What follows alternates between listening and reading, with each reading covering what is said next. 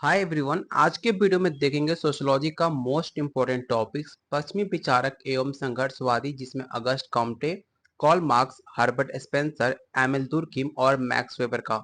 अगर ये पांचों टॉपिक आप अच्छे से कवर कर लेते हो, जो हर एक क्वेश्चन मैंने इस प्रैक्टिस सेट में शामिल किया है, इस टॉपिक से आपको 200 में क्वेश्चन कराने वाला हूँ।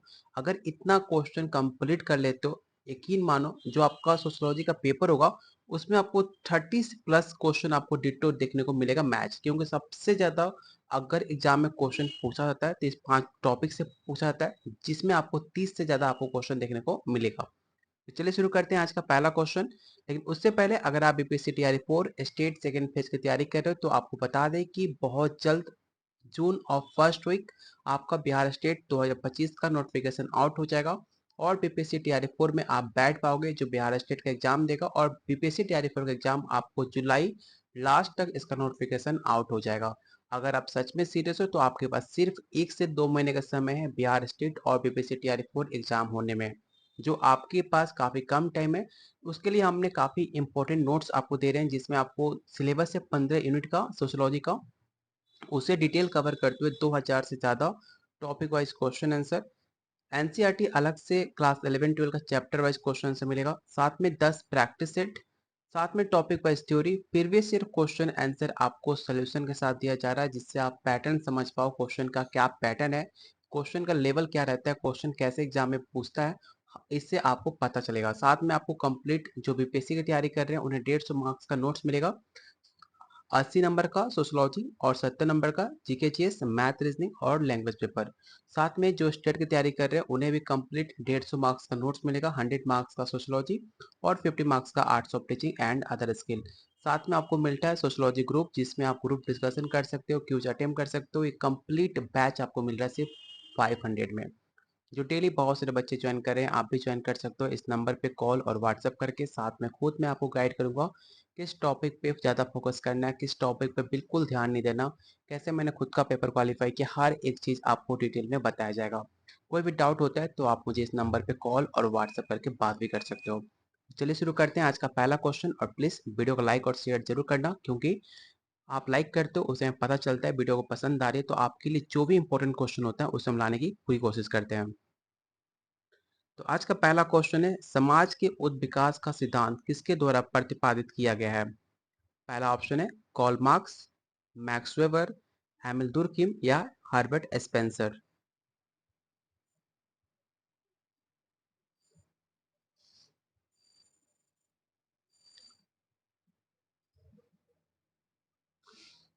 तो क्वेश्चन नंबर 31 का काफी आसान और काफी इंपॉर्टेंट क्वेश्चन है, और इस क्वेश्चन को याद रखिएगा कि उद्विकास का सिद्धांत कई बार एग्जाम में पूछ भी लेता है, जिसका प्रतिपादित हर्बर्ट स्पेंसर ने किया था। उन्होंने ये बताया था समाज का उद्विकास जीव की तरह हुआ है। उन्होंने सामाजिक उद्विकास के 3-4 स्तरों में इसका उल्लेख देखने को मिलता है। कौन कौन से? तो पहला आपका जंगली, दूसरा आपका पशुचरण, तीसरा आपका कृषि और चौथा आपका औद्योगिक अवस्था।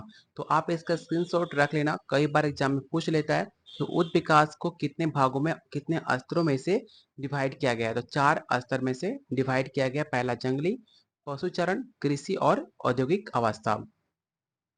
अगला क्वेश्चन आपको बताना है कि वर्ग संघर्ष सिद्धांत के प्रतिपादन कौन थे। पहला क्वेश्चन में उच्च विकास का सिद्धांत पूछा गया था, इस क्वेश्चन में वर्ग संघर्ष सिद्धांत के प्रतिपादन पूछा गया। मैंने कई बार बताया भी है, और सेम क्वेश्चन कई बार एग्जाम में आपका रिपीट हुआ है, चाहे स्टेट हो चाहे बीपीएससी, हर बार ये सवाल आपके एग्जाम में रिपीट हुआ है, जाकर आप चेकआउट भी कर सकते हो। पहला ऑप्शन है Max Weber, Karl Marx, Emile Durkheim या इनमें से कोई नहीं। तो याद रखिएगा, कभी भी क्लास के बारे में पूछे तो याद रखिएगा उसके प्रतिपादन आपके कार्ल मार्क्स हैं। ठीक है, ऑप्शन नंबर बी। बहुत सारे बच्चे कंफ्यूजन होते हैं मैक्स वेबर और कार्ल मार्क्स में, लेकिन याद रखिए कभी भी क्लास वर्ग संघर्ष जहां भी नाम दिखे, आंख बंद करके कॉल मार्क्स टिक आउट कर देना, आपका आंसर सही हो जाएगा। क्वेश्चन नंबर 3 आपको बताना है कि निम्नलिखित में कौन सामूहिक प्रतिनिधान के अध्ययन से संबंधित है? मैक्स वेबर, एमिल दुर्कheim, अगस्ट कम्टे या हर्बर्ट स्पेंसर।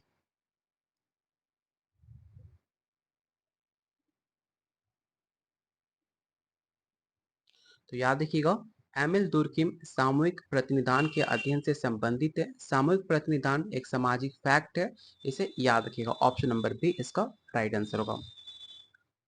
क्वेश्चन नंबर 4 आपको बताना है कि संघर्षशील समाज एवं औद्योगिक समाज शब्द का प्रचलन किसने शुरू किया था।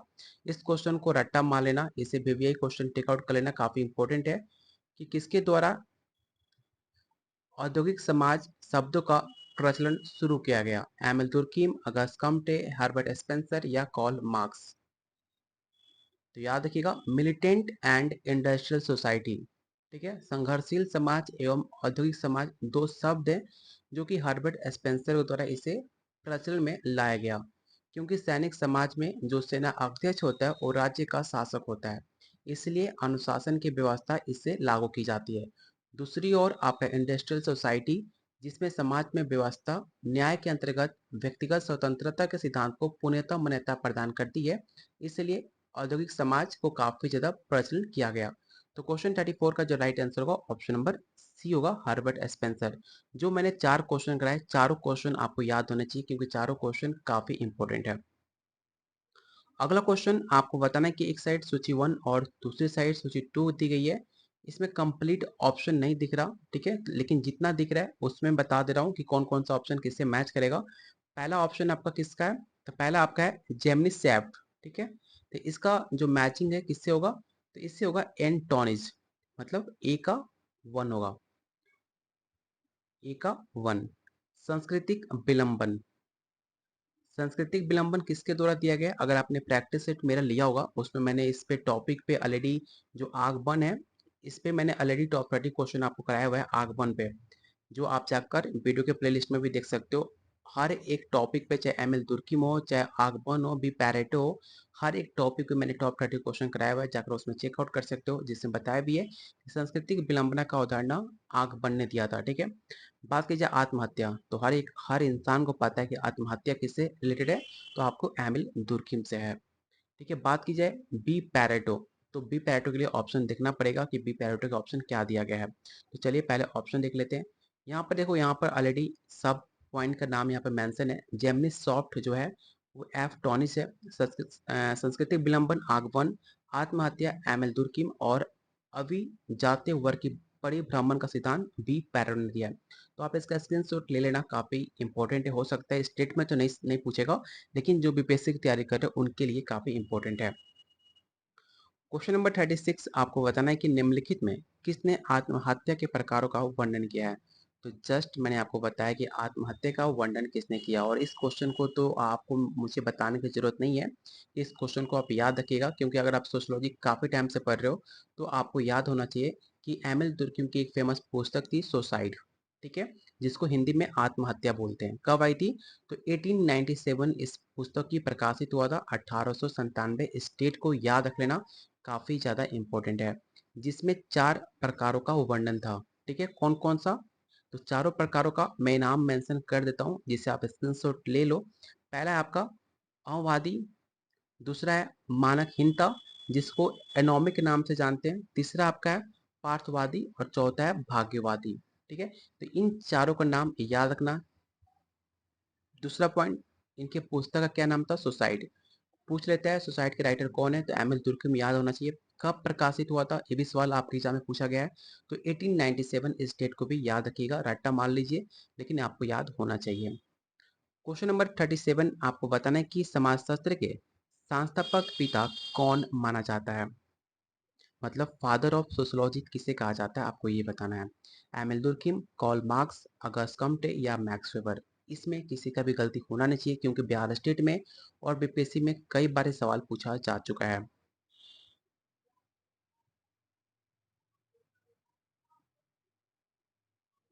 तो क्वेश्चन नंबर 37 का जो भी आंसर अगस्त कम्पटे कह रहे हैं उनका आंसर बिल्कुल सही है। बहुत लोग एमिल दुर्कीम कह रहे हैं, उनका आंसर गलत है। याद रखना, दो ऑप्शन में आप फंसते हो, एमिल दुर्कीम और अगस्त कम्पटे। लेकिन याद रखिएगा, अगस्त कम्पटे को फादर ऑफ सोशियोलॉजी कहा जाता है। एक पृथक विज्ञान के रूप में समाजशास्त्र की चर्चा सबसे पहले फ्रांसीसी विचारक अगस्त कम्पटे ने अपनी फेमस पुस्तक थी उनकी पॉजिटिव फिलोसफी, उसमें इन्होंने जिक्र किया था। इसे भी याद रखिएगा, उनकी फेमस पुस्तक है पॉजिटिव फिलोसफी। ठीक है, 1830 1842 में इसकी प्रकाशित हुई पुस्तक है जिसमें इसकी जिक्र की गई थी, इसका याद रखिएगा। अगला क्वेश्चन आपको बताना है कि समाजशास्त्र में प्रक्रियात्मक परिप्रेक्ष्य को आरंभ प्रारंभ करने वाला कौन था। जो भी आज के प्रैक्टिस सेट में जितने भी क्वेश्चन है, मुझे कहने की जरूरत नहीं कि क्वेश्चन काफी इंपॉर्टेंट है। अगर आपने बीपीएससी टीआरई 1 से लेकर टीआरई 3 तक अगर आपने प्रीवियस ईयर क्वेश्चन देखा हुआ है या बिहार स्टेट का क्वेश्चन देखा हुआ है, तो खुद आपको आइडिया लग जाएगा कि सारे क्वेश्चन आपके एग्जाम में पूछे जा चुके हैं। अगर नहीं देखा है तो जाकर देख लेना, मेरे ऑलरेडी वीडियो के प्लेलिस्ट में आपको मिल जाएंगे सारे प्रीवियस ईयर क्वेश्चन। उसमें हर एक क्वेश्चन आपके एग्जाम में पूछा हुआ सवाल है। और आप ये देख सकते हो सारे सवाल आपको 2021 में पूछा गया है किसी अदर स्टेट में, लेकिन फिर भी ये क्वेश्चन आपके एग्जाम में पूछे गए हैं, क्योंकि जो भी अदर स्टेट के एग्जाम में क्वेश्चन होते हैं वही सारे सवाल आपके एग्जाम में रिपीट होते हैं। तो क्वेश्चन नंबर 38 का चलते हैं। क्वेश्चन नंबर 38 क्या कह रहा है, तो समाजशास्त्र में प्रक्रियात्मक परिप्रेक्ष्य को शुरू करने वाले कौन थे। पहला ऑप्शन है आर के मटन, एमिल दुर्किम, रेडक्लिफ ब्राउन या मैक्स वेबर। तो बताइए क्वेश्चन 38 का राइट आंसर क्या होगा। और तब तक आपने अभी तक वीडियो को लाइक नहीं किया है तो प्लीज वीडियो को लाइक करना, क्योंकि वीडियो को आप लाइक करते हो उससे हमें पता चलता है वीडियो आपको पसंद आ रहे तो आपके लिए और हम ट्राई करते हैं जो बेहतरीन क्वेश्चन होते हैं जो आपके एग्जाम में पूछे जा सकते हैं वो सारे क्वेश्चन हम फाइंड करते हैं और वही क्वेश्चन आपको प्रैक्टिस कराते हैं। तो प्लीज वीडियो को लाइक सबको ही करना जितने लोग वीडियो आप देख रहे हो। तो क्वेश्चन 38 का जो राइट आंसर होगा ऑप्शन नंबर आपका बी होगा, एमिल दुर्खिम। याद रखिएगा कि समाजशास्त्र को प्रक्रियात्मक परिप्रेक्ष्य को शुरू करने वाले एमिल दुर्खिम थे, जिन्होंने समाज के बारे में इस सोच विचार से स्टार्ट होती है वो क्या चीज है, सामाजिक व्यवस्था कैसे बांधे रखती है, किस प्रकार सामाजिक व्यवस्था को संगठन और कार्य संचालन संपूर्ण व्यवस्था के लिए कितने परिणाम उत्पन्न होते हैं, हर एक चीज इसके बारे में बताया था एमिल दुर्खिम ने। तो इसे याद रखिएगा, ऑप्शन नंबर बी इसका राइट आंसर होगा। क्वेश्चन नंबर 39 आपको बताना है कि निम्नलिखित में कौन विद्वानों के वर्गीकरण के लिए विख्यात है। पहला ऑप्शन है Emile Durkheim, Max Weber, Herbert Spencer या अगस्त कॉम्टे। निम्नलिखित में कौन विज्ञानों के वर्गीकरण के लिए विख्यात है, इसे याद रखिएगा, काफी इंपॉर्टेंट है।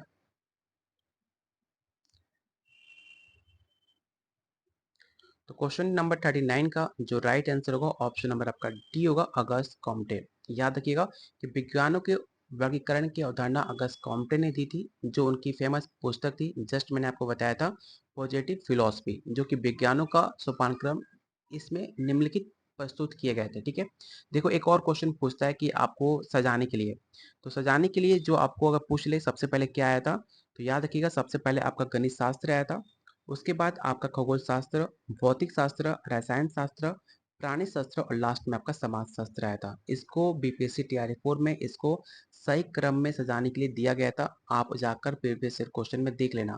इसलिए आप इसका स्क्रीनशॉट जरूर रख लेना कि सबसे पहले क्या आया उसके बाद क्या आया।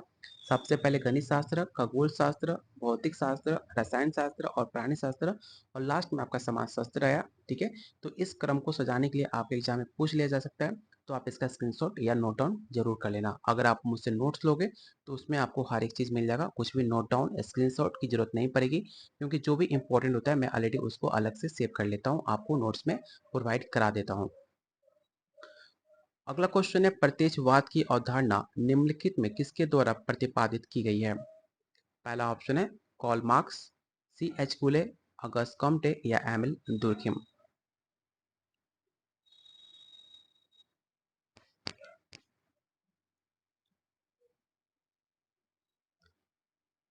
इस क्वेश्चन को भी याद रखिएगा कि प्रत्यक्षवाद की अवधारणा अगस्त कम्पटे द्वारा इसे प्रतिपादित की गई थी कि प्रत्यक्षवाद जो होता है वो वैज्ञानिक स्तर की मान्यता है, जिस प्रकार ब्रह्मांड के नियमों का अध्ययन, अवलोकन, प्रयोग, परीक्षण, तुलना के आधार पर किया जाता है, उसी प्रकार सामाजिक घटनाओं का अध्ययन भी इसी तरह व्यवस्थित नियमों के द्वारा इसे किया जाता है, जिसे हम प्रत्यक्षवाद के नाम से जानते हैं। तो इसका राइट आंसर क्या होगा, तो ऑप्शन नंबर सी हो जाएगा। चलो अगला क्वेश्चन है आपका सूची 1 और सूची 2 दी गई है, इसको आपको सही मिलान करना है। तो देखो अगर इसमें अगर आपको सही मिलान नहीं कर पाओगे तो सोचने वाली बात है, क्योंकि मैंने बहुत बार आपको बताया भी है कि क्लास वर्ग संघर्ष का सिद्धांत किसके द्वारा दिया गया है। जस्ट मैंने आपको बताया था वर्ग संघर्ष का सिद्धांत किसने दिया है, तो इसको बताने की जरूरत नहीं है। सबसे पहले वर्ग संघर्ष का सिद्धांत आपको कॉल मार्क्स को चुन लेना है, ए का 2। तो ए का 2 3 ऑप्शन में है, 3 ऑप्शन आपका डी ऑप्शन यहाँ पे कट हो जाता है, 3 ऑप्शन आपके पास अवेलेबल हो जाते हैं। दूसरा है त्रिस्तरीय सिद्धांत। मैंने लगातार आपको बताते आ रहा हूँ कि त्रिस्तरीय सिद्धांत अगस्त कॉम्टे के द्वारा दिया गया है। तो बी का 3 हो जाएगा। तो बी का 3 आपके एक ऑप्शन में दिया हुआ है, ऑप्शन नंबर ए में। लेकिन फिर भी आत्म दर्पण का सिद्धांत मैंने कई बार बताया हुआ है कि आत्म दर्पण का सिद्धांत सी एच कोले ने दिया हुआ है, ठीक है। तो सी का 1 होगा।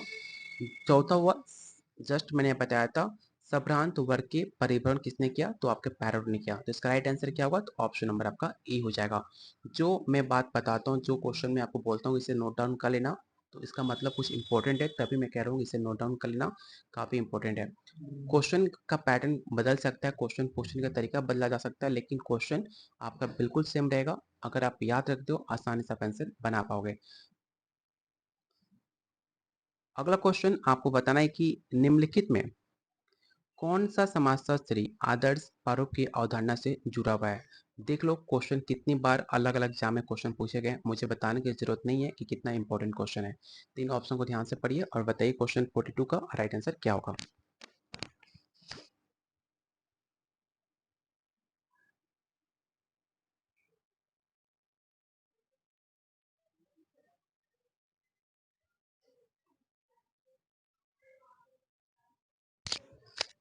आदर्श प्रारूप का मतलब क्या होता है, आइडियल टाइप। इसकी अवधारणा किसने दिया है, तो मैक्स वेबर ने दिया हुआ है, ठीक है। मैक्स वेबर के कहाँ पर है, तो ऑप्शन नंबर डी में है। उनका मानना था कि जो औसत प्रारूप होते हैं, ना कि आदर्शात्मक, ठीक है। इसे याद रखिएगा, ऑप्शन नंबर डी इसका राइट आंसर होगा, इसे याद होना चाहिए। अगला क्वेश्चन है, मैक्स वेबर द्वारा जीवन अवसर की अवधारणा का प्रयोग किया गया है। इन ऑप्शन को रीड कीजिए और बताइए क्वेश्चन नंबर 43 का राइट आंसर क्या होगा।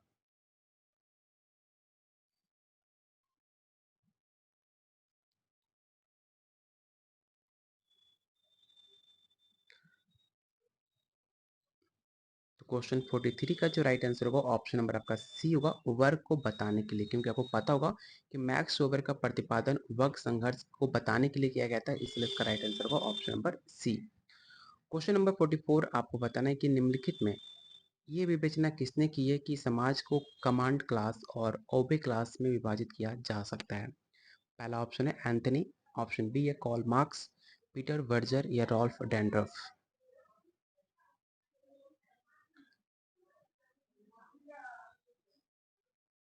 तो याद रखिएगा, रॉल्फ डैंड्रफ ने विवेचना की कि समाज को कमांड क्लास और ओबे क्लास में विभाजित किया जा सकता है। तो इसका राइट आंसर क्या होगा, तो ऑप्शन नंबर आपका डी होगा।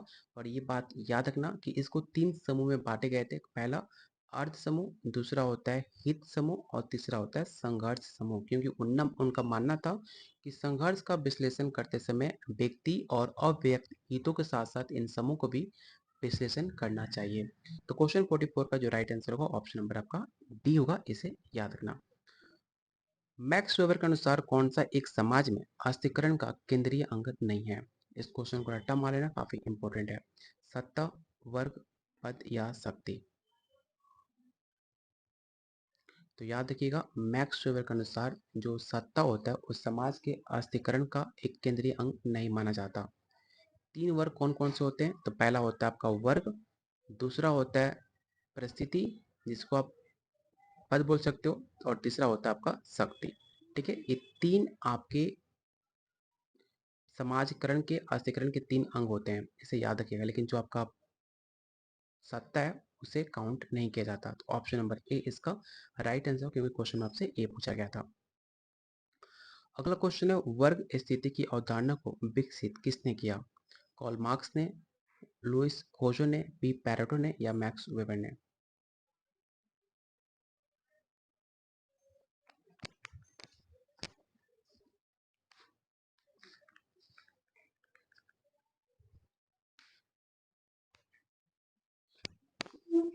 तो इसमें बताने की जरूरत नहीं है, जस्ट मैंने कई बार अभी तक 3-4 बार बता चुका हूँ कि वर्ग स्थिति से रिलेटेड जितने भी क्वेश्चन आए, आंख बंद करके मैक्स वेबर टिक आउट कर देना, बिल्कुल बिना टाइम वेस्ट किए। एमिल दुर्किम के अनुसार निम्नलिखित में कौन सी एक विशिष्ट विशेषता सामान्य चेतना की नहीं है। घनत्व, आयतन, तीव्रता या निर्धारण।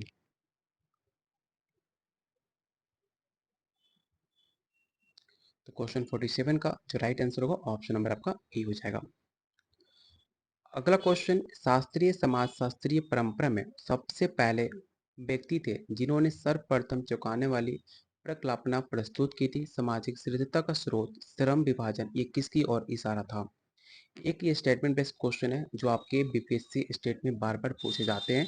तो ये स्टेटमेंट किसके द्वारा दिया गया था आपको ये बताना है। Auguste Comte, Emile Durkheim, Saint Simon या रॉबर्ट निस्पेट?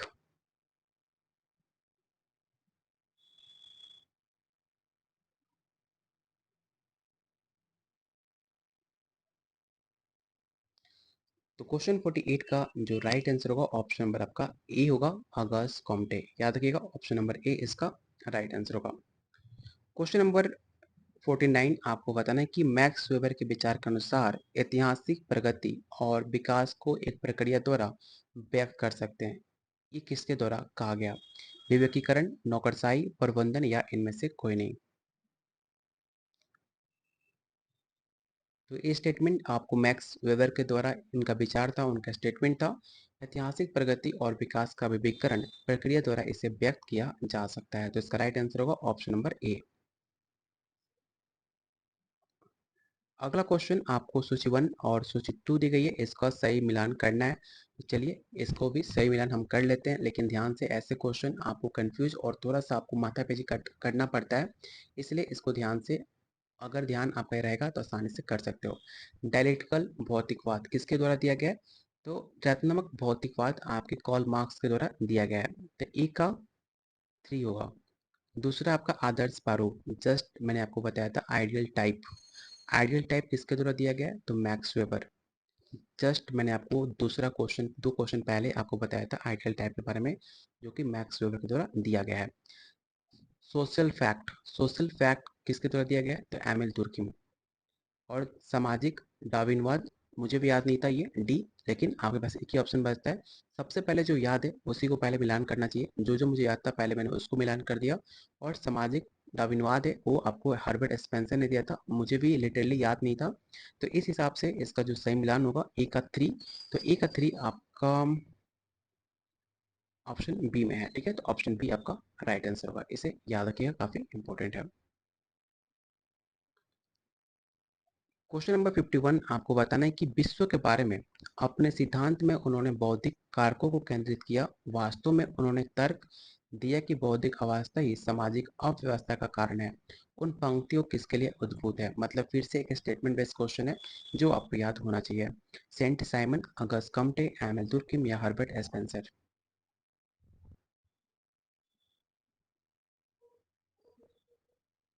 तो इसका राइट आंसर होगा ऑप्शन नंबर आपका बी, अगस्त कम्टे। प्रतिकारी कानून की अवधारणा कौन संबंधित है? इस क्वेश्चन को भी आप याद रखिएगा कि प्रतिकारी कानून की अवधारणा किससे संबंधित है। तो याद रखिएगा एमिल दुर्कीम।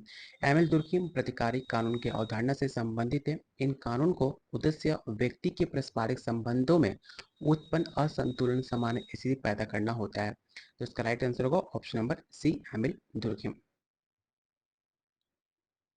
कोरबी व्यवस्था पद का प्रयोग किसके द्वारा शुरू किया गया था? Max Weber, Karl Marx, Emile Durkheim या अगस्ट कम्टे?